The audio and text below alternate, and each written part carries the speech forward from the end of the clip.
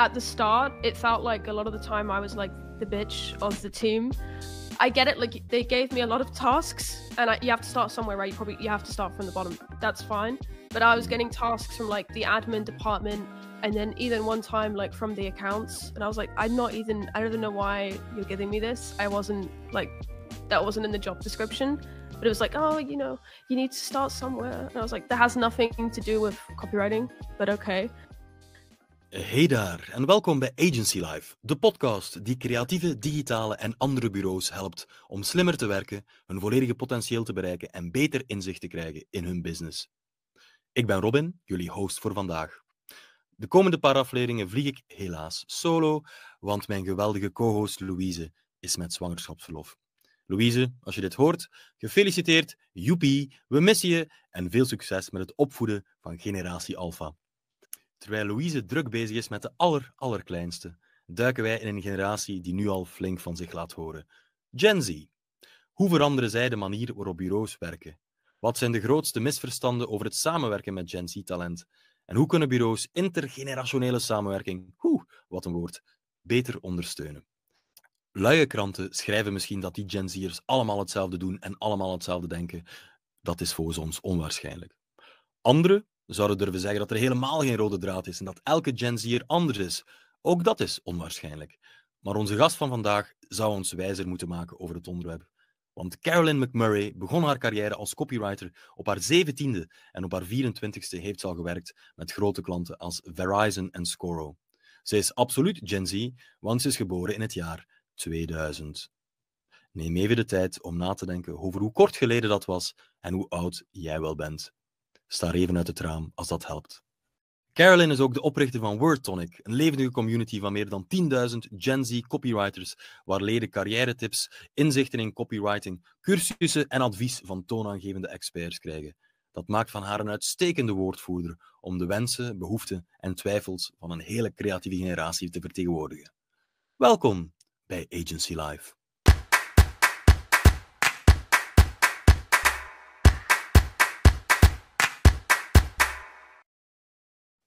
Maar voor we erin duiken, een kort woordje van onze sponsor.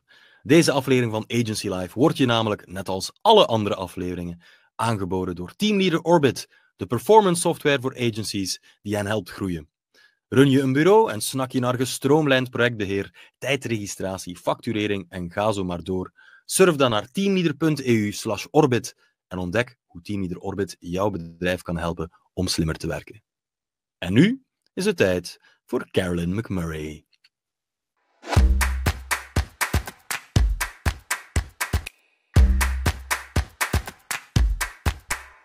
Hi Carolyn, welcome to the podcast. How have you been? Hey, I'm doing good. I'm doing good. It's been a busy day, so it's nice to just sit down and chat and have a little conversation. Indeed. Yeah.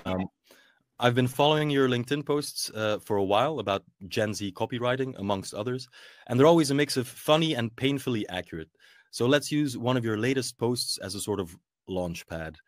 As a creative writer, you are seriously pissed off at uni and at school in general. Why is that? So like that age between like 12 to 16, you're not told, or at least I wasn't told, about the proper career options. Like if you're a writer, it was publisher, journalist, author, or teacher for some weird reason.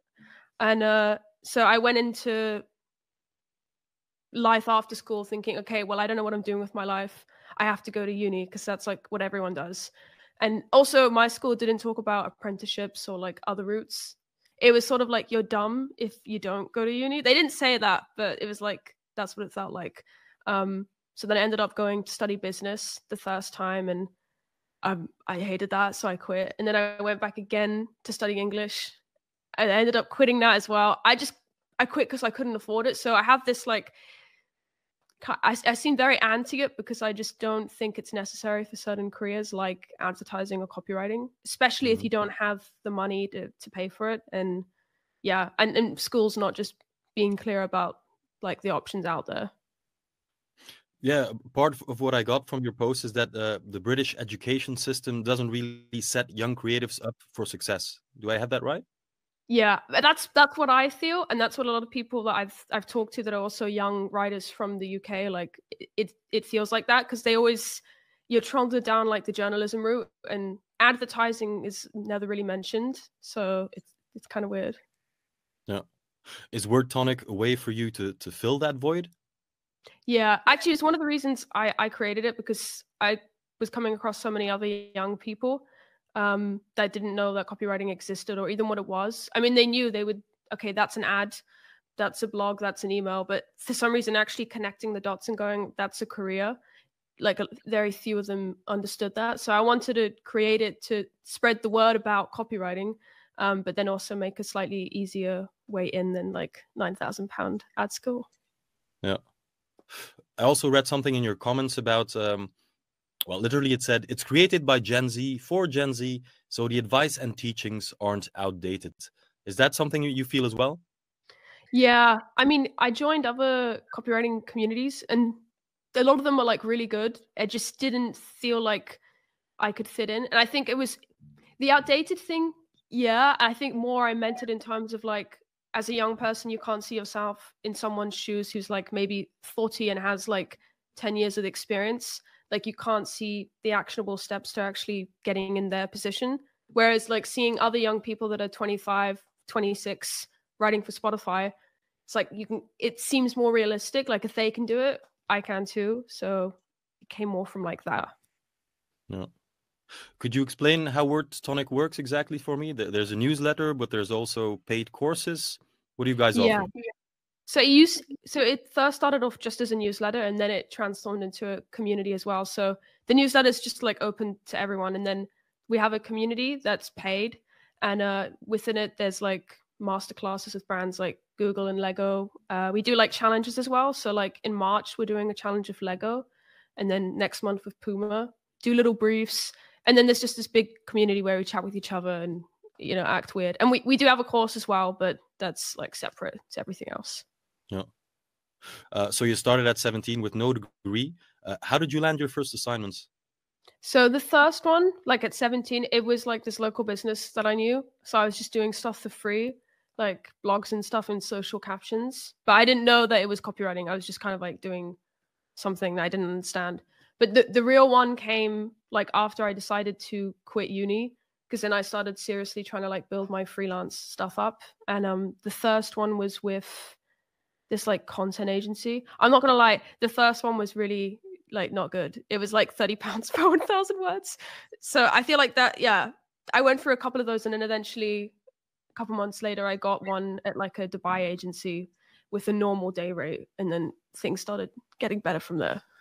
No. What would you tell other young people like you who are considering a similar path?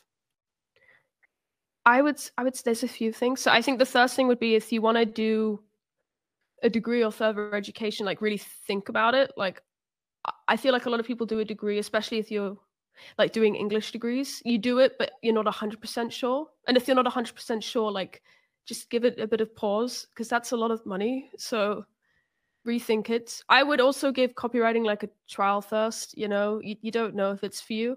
And then another one is like, don't just dive right in. I feel like a lot of people, they find out about it and then they want to immediately build a portfolio, and it's like you just found out about it a week ago. Like you're now at 10,000 subscribers for the newsletter. Do I have that right? Yeah. So what made you pull the trigger on launching this huge community? Honestly, I was doing the newsletter, and then like this girl reached out to me and was like, there's no one else my age doing copywriting that I know of, and you're doing this newsletter. There must be so many of us in the same boat reading the newsletter. What do you think about creating a community? And I was like, oh, that's cool. That's interesting. And actually my boyfriend, he was running like an agent, like this advisory board, and he did some stuff, and it gave me the idea of doing similar things like these masterclasses with big brands. And then I think we hit 300 subscribers on the newsletter, and I was like, oh, let's just launch this. It was probably premature because that wasn't a good time to do it, but I prefer to just do it and then test things as we go, rather than like waiting until we have like 1,000 subscribers to launch it. Yeah. So whereas others might just like try a uni course, not really convinced that that's something they want to do, but they just go and do it. You went and did the work and then started a newsletter, and just one thing came after the other. It's yeah, but it didn't feel like that in the time. It was like, I don't know what I'm doing. Like, I have no Yeah. idea what's happening. So it was like kind of going in blind. But then looking back, it's nice.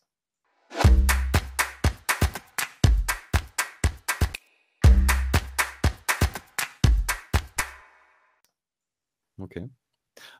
Let's talk a bit about Gen Z in the agency, because you did freelance work for 4 agencies, I believe. Is that right? Yeah. 4 Uh, agencies. but what we got from our research, from reading up on you, is that period was marked by some big challenges, feeling undervalued, dealing with low pay. Tell us a bit about that. What did you encounter? How did it feel? And what did it teach you about yourself and where you wanted to go in your career? I think there's a few things. So one of them was, at the start, it felt like a lot of the time I was like the bitch of the team. I get it. Like, they gave me a lot of tasks, and you have to start somewhere, right? You have to start from the bottom. That's fine. But I was getting tasks from like the admin department, and then even one time like from the accounts, and I was like, I don't even know why you're giving me this. I wasn't like, that wasn't in the job description. But it was like, oh, you need to start somewhere. And I was like, that has nothing to do with copywriting, but okay. So that was one thing that was annoying. A lot of the time also, there was a lot of work that was dragged over into like the evenings, which was fine, but then I didn't get paid for it. So that's not great. The pay as well was kind of bad at the start, but that might have been less the agency's fault and maybe more my fault for not advocating for myself properly at like in interviews and stuff. And I think the things I've learned from it is I'm not great at calls, like interviews and stuff like that. So I have to really prepare. And it's okay if on the call I say, you know what, I'll get back to you. Let me just think about it. Especially when it comes to like pay, if someone puts a figure in front of me, it's easy for me to just get backed into a corner. I read somewhere that you said, I have 2,000 amazing Gen Z creatives at my disposal to tap into. Those feelings of that low pay, being undervalued, but also not being properly educated and shown the way in your creative career. Are these things that you hear from other creatives in the Word Tonic community as well? Yeah, the pay one is a big one. Another one that keeps popping up is, they hop on an interview with someone and then the person just ghosts them. They never even like send you didn't get the job, which the big brands, maybe I get it, but maybe there could just be like some automated thing in place that just says you didn't get it. Another one that really comes up a lot is this thing of some agencies or brands in general, whatever hirers, not having the initiative at certain points to say, okay, you've been here like 3 years now or 4 years. Maybe we could like bump you up from just like copywriter to junior. There was someone in Word Tonic who had been copywriting for like 5 years, and they're still not being put to midway. And now they've had to say to the agency, they've had to initiate that conversation. So I think a lot of them have been wanting agencies and stuff like that to have that initiative and say, oh, you've gotten to this stage, we're going to actively like have a call with you and talk about that, What's the most common complaints that you hear coming back from all these young copywriters and creatives? Like the number one thing that people say, oh gosh, yes, I encountered that too. That's a hard one. It's probably the pay, I'm not gonna lie. Like, I think in UK I read like the average is 150 to 250 a day for a newbie, but they might be getting like 80 or 90 or something like that. So it's that, and then the general feeling of the fact that they feel like some people see their lack of years of experience meaning lack of talent, which I don't think is true, in my opinion.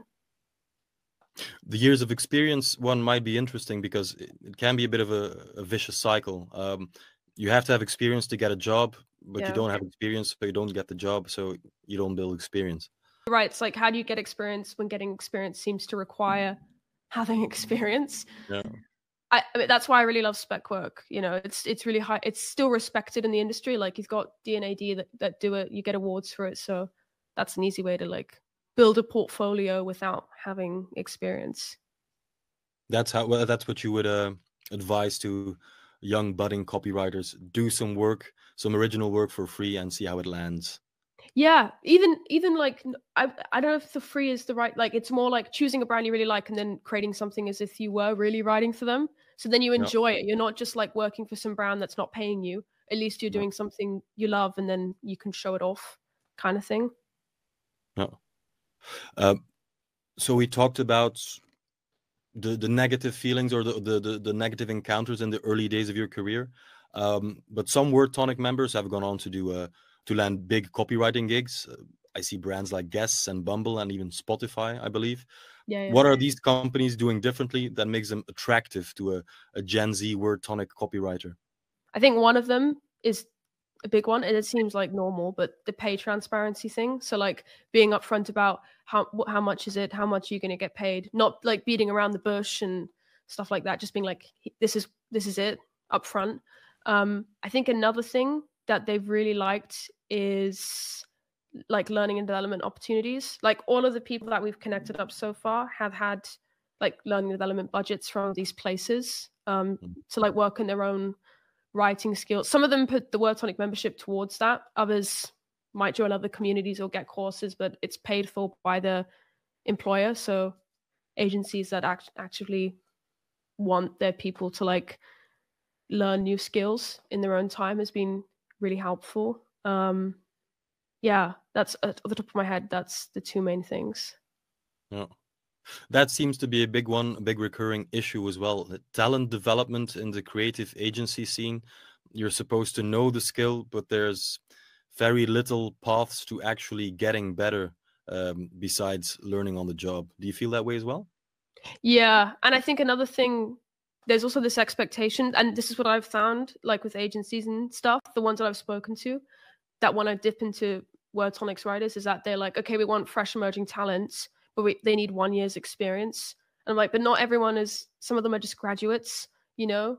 And they're saying, we don't mind, we're open to graduates, but then you're putting that label on there of 1 year's experience. So that's annoying as well. Like that it doesn't work that way. You know, I think you need to give people a chance to learn on the job. If you can see their portfolio with spec work is really good and you can see there's talent there, they could learn on the job, you know, I think. Yeah.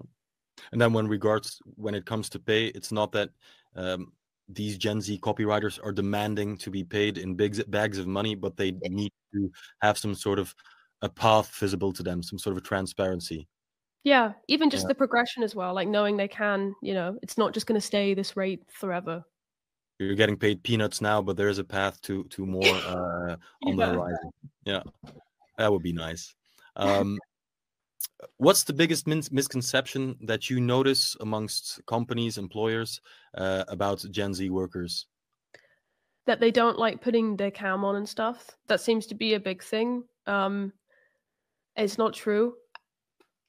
I mean, all the people in my community, when they hop on calls and masterclasses, even at like at 8 p.m., they like have the cam on and stuff like that. So we're not inapt at like being social or like weird about it. I think maybe there are a few, I don't know, but most people that I've met are pretty happy to put the cam on and like be like a normal person and talk, you know? That's been a big one. Are you a big caller by telephone? No. I mean, yes, I see. I'm killing my own thing that I said. It's like maybe we don't all love it that much. I feel like we've grown up in the very much like text, like you don't have to like talk to people face to face, but you know, we'll do it, you know, if it's a job, like I will do it. I'm not going to be like, oh, I'm shy. You know, we're still going to get on the thing and do it. But yeah, I don't like phone calls. No. Well, I'm almost 40 years old. I also don't love phone calls myself. So reluctant callers unite. I heard you mention in another interview that about 30% of Gen Z doesn't feel confident using technology in the workplace. I found that fascinating because it also kind of challenges the whole digital native Gen Zers are glued to their phone and their appliances sort of narrative. Can you tell me more about that? Yeah, so it's just from what I've seen in my community. So like, it's not like obviously like hard facts or anything, but I just think from what I've seen, first of all, a lot of people in my community, not a lot, but like I'd say like maybe 20%. At the start, they didn't even have like a laptop. They had like a phone. So I'm always like, already there, you're missing some kind of digital skill by not even having a laptop. Comes from a place of privilege maybe, but I also thought like everyone has a laptop. So when they were like, I don't have one, I was like, that's weird. But obviously different reasons. So you're already missing a skill there. There's a lot of people that are Gen Z that don't have a laptop. They literally just have a phone. But then I think another thing is like, what does digital native even mean? I'm thinking about it with Gen Z in the context of the workplace. Like with platforms like networking platforms online like LinkedIn and the dots, I was not digitally native with those at all. I had no idea how to use them because I wasn't taught at school how to use them. So there's gaps like that are definitely missing. Like a lot of people who join, they have this big gap with like how to use those platforms, even how to use like email properly at the start, like in a professional sense. So we've talked about some of the misconceptions and the myths about Gen Z. I said it in my intro as well. On the spectrum between Gen Z is all the same and everyone in Gen Z is different. We're probably somewhere in the middle. Are there any things that you, from all your talks and all your members, have some specific common threads, some things that, yes, Gen Z creatives all have in common? I think one of the big ones, and I'm talking more about like Gen Z writers, is that like they don't just have one skill set like writing. They're also, I found a lot of people are then very good at photography or at the same time good at design because they're learning these things on the side. It's not just like, they're like a hybrid creative, a lot of them, many of them, which I think is pretty cool. Some animation people with writings. That's what I found. Very few of them are just writers, which has been pretty cool. So it's like the age of the creative generalist a bit.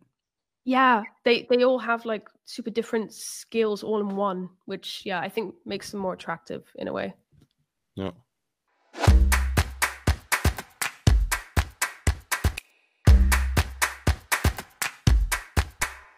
Let's talk about a nice Gen Z buzzword, which is cringy marketing. Okay. You're known for being quite outspoken about cringy marketing. What makes marketing cringe-worthy to Gen Z, and how can agencies ensure their work resonates authentically? I think that's just the question that always gets asked. I think I'm going to start with like what I've done in Word Tonic that really works, because obviously we're a Gen Z brand, but we're also run by Gen Z, so that naturally helps. So I think one of the things that really, and I'll talk about what's cringy as well, but one of the things that really helps is like self-deprecation, like that kind of like poking fun at yourself, like don't take yourself so seriously. Like we call ourselves a scam in ads, which is like counterintuitive, but people like it. Also engaging with people directly, that we found that really works. Like a lot of people, a lot of Gen Z type nice try Diddy in ads, like in every single ad there's like a nice try Diddy comment. So now we call them out in the ads and stuff like that, going like, why don't you come up with a better term, like call us nice try Didina instead, which is so dumb, but that works. People like it. I think what doesn't work is just hopping on trends for the sake of it, which makes it, obviously it's like, that makes sense, everyone says that, but there was this one trend like brat that happened last summer with Charlie XCX, and that could have been like a okay one for Word Tonic to hop on, but it just didn't make sense. Like, I'm just gonna say join Word Tonic on a green background for what? It doesn't add any value. So I feel like if it adds no value, what's the point? It's a bit like those Gen Z scripts that were going around like a couple months ago. I think one was from Curry's, and they were like, my Gen Z employee wrote this script. They didn't. And after a while, it gets really like embarrassing to like hear their like Gen Z script, even though it's like a joke. It's like comedy within comedy, but I don't get it. And a lot of my people in my community are like, that's so dumb that they're doing that. And knowing when a trend ends as well, like don't drag it out. That's worked pretty well. But yeah, that's what I would say. Yeah. There's that famous quote from, what is it? It's probably Ogilvy, and if it's not Ogilvy, then I'm sorry, ad historian for getting the name wrong. But something about the customer is not a dumbass. The customer, she is your wife.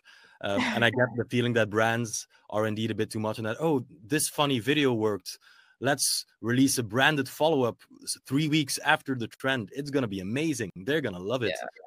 But they don't. It's embarrassing. I think I saw something on Pinterest. I can't remember which brand it was for. I think it was Mary Clary, that magazine that's actually kind of like for older women, and they did like a brat thing, and it was just like, why? It just was like really awkward. It didn't make any sense. Yeah, for the somewhat older or not chronically online listener, Charlie XCX, of course, released the album Brat to huge critical acclaim. Just a poison green cover with word Brat on it, and then all of a sudden, everything was Brat, and every brand was Brat, and it was, like they say, pretty cringe indeed. Yeah. Because Brat's meant to be like this thing of like you're embodying someone like that has like that's not perfect. Like they have like a bar strap showing they're smoking a cigarette, they're smoking a joint, like their nails are not chipped properly, and that's like what a brand is, and it just doesn't work sometimes. Yeah, indeed, and especially with the way corporate tends to perhaps have a long like decision-making process. By the time everybody on the board has approved your marketing idea, it was like last week's topic. Yeah. Yeah. Can you give us an example of a campaign that got it particularly right for like a Gen Z audience? I would say I'm not going to name a particular campaign. I'm going to name like a social channel that really like gets it right that I personally love and everyone in Word Tonic loves, and that's Scrub Daddy. They're just really, really good with nailing Gen Z without even like mentioning Gen Z or mentioning young people. They're just, I think it's just unhinged. Sometimes that just works really well. Like it's a washing up sponge. Why do people go so crazy about it? You know, because it's crazy. Like I feel like sometimes Gen Z humor doesn't make sense and there's no point in dissecting it. You know, that's what I found works as well for Word Tonic as well. Like sometimes we'll do something where we put like picture of Barney the dinosaur on something, you know, and then that blows up, but there's no reason behind it, you know, which isn't helpful, but yeah. I went through some of your posts and I actually saw one that I didn't understand. I was too old for it. When you asked some of your people to make an ad for you, and I couldn't understand it. It was a word in it, just like some consonants glued together, and it was. I had to hand in my intergenerational passport because it was way above my head. I remember that one. It's actually kind of rude, so I don't know if I can say it out loud. We'll cut it out. We'll cut it out after when we're processing. It was the I get a boner when I join Word Tonic. Yeah, like that. Yeah. Yeah, that made no sense. There was no. It's so weird. So weird, but you know. That's a good call to action. Join us today and get a boner. There's often a lot of stuff said about the difference between B2B and B2C marketing. Does it actually differ for somebody in Gen Z? If you're buying something for yourself or you're buying something for your business, do you expect them to market to you in a different way? You're self-employed. You're buying like headphones for your business or whatever. You're buying a laptop.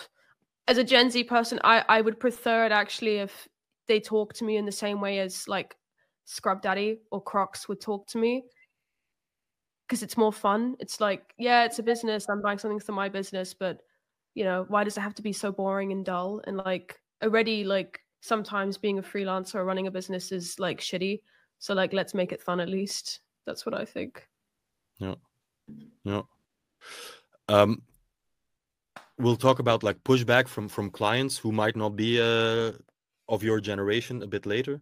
But based on your experience and what you hear from your Word Tonic community members, what would like the ideal Gen Z friendly agency look like? And I'm talking anything you can think of, like hierarchy, work arrangements, growth opportunities. I think it's a really big one is, well, there's two things. I really like this whole idea of like reverse mentorship, but which I'll get on into a minute. But a big one is like having hybrid office spaces. I just don't, a lot of people in my community, they do complain about jobs that are just fully like in the office. They also feel like people are breathing over them. And then when the jobs that are fully remote, some of them are great, but then there's some where like there's like a software or something that it analyzes how much you're on like the laptop. They hate that too. I think like they want to be trusted. That would be helpful. Like hop on a call, yes, check in, but not this like software that's basically like a spy, if it is remote. But definitely hybrid. People really, really, really want that. Even fully remote, but I know that's not always a possibility. And then with the hierarchy stuff, it would be cool. I find like a lot of people in the community sometimes complain that they feel like they're not like getting listened to or heard. So having more like, okay, maybe we pair like a Gen Z employee with more senior employee, and maybe for once they teach their side of things. How do they see stuff? How do they work? You know, how do they approach creativity? I think that could also open up different ways of thinking. What I kind of get from our talk is, and I connected with some earlier conversations I've had from mostly older gentlemen in the agency business who talk about the new kids. They're too often or too involved in like their work-life balance, but to get really, really good at a craft like copywriting, you really have to put in the hours. Now, based on what you say, I get the feeling you're not adverse like working hard or perhaps doing the extra work at all, but just want to feel supported, guided a bit, and also trusted. Yeah, it's definitely that, because for me personally, I love to really push hard. Like I really enjoy that. And I know there's a lot of people in Word Tonic that are Gen Z that really enjoy that. But if you're not supported, if you're not even like, I guess, recognized, even for small things, like, okay, you did this small thing right. I mean, a lot of people have to realize that we come from backgrounds where we're not told about this career. So a lot of stuff is new to us. A lot of us were like baristas or something, or like a waitress, and then suddenly we're like in an agency environment. So there's going to be things we have to learn. So when we do something small that's good, maybe recognize it, you know, don't just brush it under the rug. Yeah.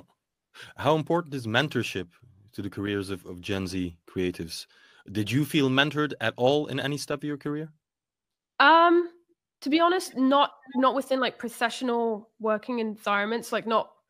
I think being a freelancer as well, you're part of the team, but not really. So you don't get given, at least I didn't get given like the opportunities that full-time employees would get, which I get. That makes sense. Yeah. So a lot of the time when I was in agency environments that felt more full-time, I'd have a manager or something. But then when they tried to talk to me or give me advice, it did feel condescending.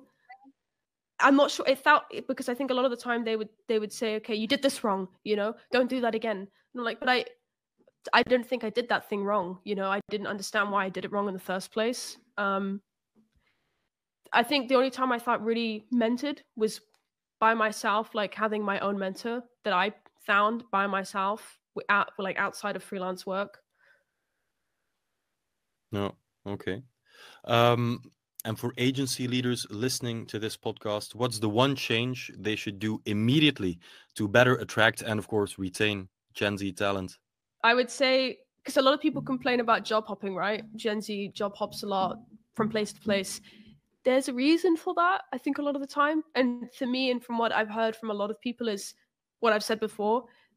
There's no clear route. They aren't told, okay, look, if you do this, you're going to get to this level. Like, we have kind of the sort of a plan for you to be with us, and we're going to guide you and train you, like making that up front, that there are opportunities available, and like, how do you even get to the next level? I feel, because a lot of us don't even know how to get, what is the next level? What does that look like? How do we get there? And so if we feel like we're not getting paid enough after a certain amount of years or getting recognized, we'll probably just leave. You know, we'd rather not have the conversation because it's scary. So yeah. And what kind of jobs are your community members actually looking for? Do they want to work in-house for a big brand? Do they want to work for an agency? Do they want to stay freelance and have different employers? Right now, a lot of them, I'll be honest, it's probably freelance. I think there's this dream of, you know, having your own free time and choosing the clients and how much you charge. Obviously, it's not all like, it's not as easy as that, because sometimes you have to lower the rates. You can't always get the brands you want. But that's generally they want that. Or they like agencies, especially ones where you're able to work with lots of different really big brands, you know, under one roof. So yeah. I get the feeling once again that Gen Z just doesn't like, if we can make it, a big blanket statement. Gen Z doesn't really like dishonesty. Just explain what the job is, be open and transparent, give me opportunities, and I'll come work hard for you. Yeah, exactly. I think the whole thing, it's just buzzwords at the end of the day. Like, okay, you're going to have this great, pizza Mondays, you're going to have this, there was like this reel of like, someone that said, oh, working in an office is like this when they tell you what the benefit's going to be like. And it was just like a picture of the water cooler and then a box of donuts. And that's what it doesn't mean anything. That's what it feels like, So I agree with you. What are like the biggest red flag words that you see on like a job application that make you say, no, not for me? Oh, there was a big one. What was it? It was a no ego team. We join our no ego team. Like we have no egos yet. I don't know why. I don't like that. It's like, what does that even mean? Another one is when they say, I have to be honest, it's been a long time since I applied to like jobs because now they come through networking. The no ego one was a big one. I think also when they say, there's one, I don't know if they all do this, but there was a startup and they were like, we're a startup, so we have to start slow, but with time, we can progress, your salary and stuff like that. It's like, oh, you just okay, I can already tell it's not going to be good, Yeah. We'll pay you in donuts for the time being, but trust us. Yeah, it's going to work, It's going to work somewhere in the future. When they offer like the startups, I don't know what it's called. They don't offer money at the start, but they offer you like a share of the company. If maybe it will go well. Stock options. That, and I'm like, mate, like if it's the next Apple, then that's amazing. But usually it's not. So.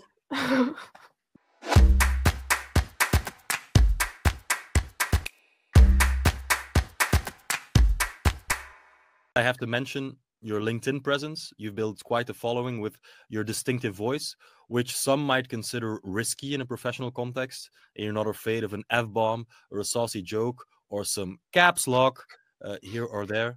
What's the most hilarious pushback you've ever gotten about your writing? I have two. So one of them is I lost my mentor because they didn't like me swearing. They just basically blocked me fully without telling me. And then the next one was I got like a DM, and actually I made a post about it. I got a DM from the creative director of some company that's quite big, a TV company. They're not there anymore, and I did a post saying, join Word Tonic and you get to like tell strangers like thank you daddy, because on Butter, the system that we use, there's a button that you can press that says thank you daddy. And he messaged me like this whole long paragraph saying, it left a sour taste in my mouth. As a guy with 2 daughters, you should know that it's not okay to have any sexual references. And I was like, what? Like, you can't say this to me. And then he brought up like cases like Sarah Everhard in the UK. And he was like, this is going on right now. And I was like, that's really weird of you to tell me that, but okay.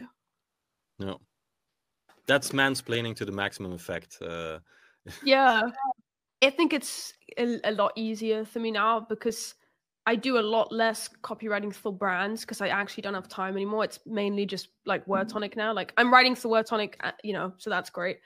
So on LinkedIn and stuff, I don't even think about being professional. I just think about being me. So I don't think about that. And if people don't like it, they don't like it. The majority of people, they find it funny and they like it. Like even really big brands, they're not put off by it. They still find it weird, so I don't think about being professional. I just think about being myself. That is very beautifully put. I don't even think about being professional. I just think about being myself. What advice would you give to young creatives who want to build their personal brands but are afraid of being a bit too out there?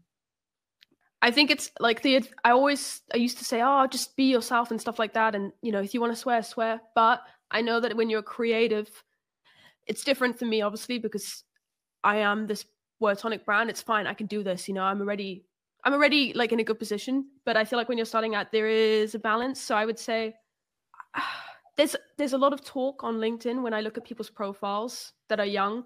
They in their bio, they're like, oh, I'm a uni graduate and I'm passionate about marketing, like stuff like that. Just get rid of that. And then just replace, you don't have to swear, but just be yourself, write like how you'd write to your friends or like in a blog post, why are you writing like this weird businessy version of yourself that's not who you are? So I'd say more that, and like all the posts on LinkedIn are like, I am a graduate and I would like a job.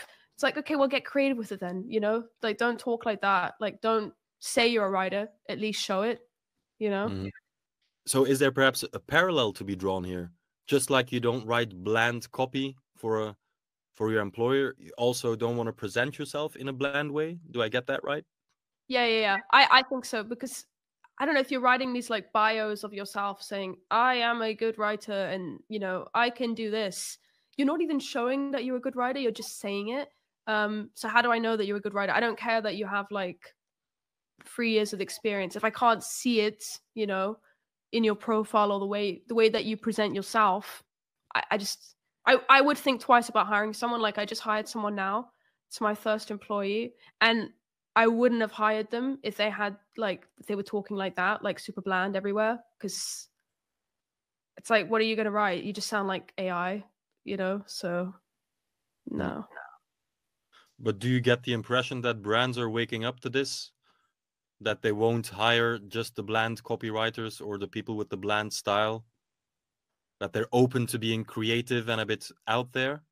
Yeah, I think so, but I think you have to also do it in a cool, creative way. Like you can't just start writing like weird stuff. Like if you're trying to attract a certain brand, maybe you create a piece of spec work and then, tag them, be really bold in it and write something cool. Like you got to do something cool. It can't just be just being like weird and writing like funny stuff, like that's what I always did in the past. Like even when I was trying to get jobs at like, I don't know, ASOS or something, I created like a bag for them and I did a caption and then I like tagged them.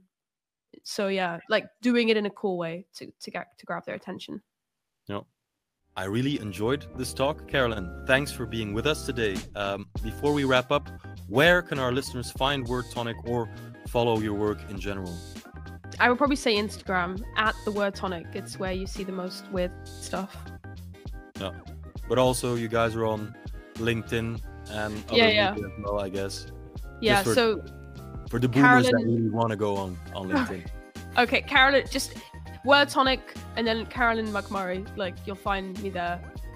Most of the Gen Z posts are on my account, not Word Tonic. Yeah.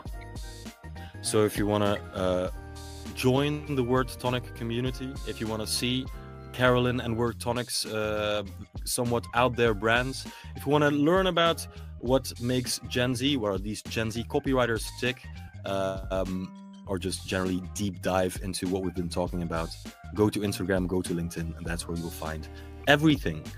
Thanks for joining us today, Carolyn. And to all you millennial/boomer employers out there, if you want to get Gen Z to work and be productive for you, all you have to offer them is some support, some pay transparency, perhaps a little bit of guidance along the way so that they know they're working for some sort of goal in the future. And if they have that, they'll be your most loyal workforce. No cap. Thanks for listening to Agency Life. By the way, don't forget to subscribe to our newsletter at agencylife.nl or .be for more insights into Agency Life. We'll be back in 2 weeks with another magnificently exciting podcast. Until then.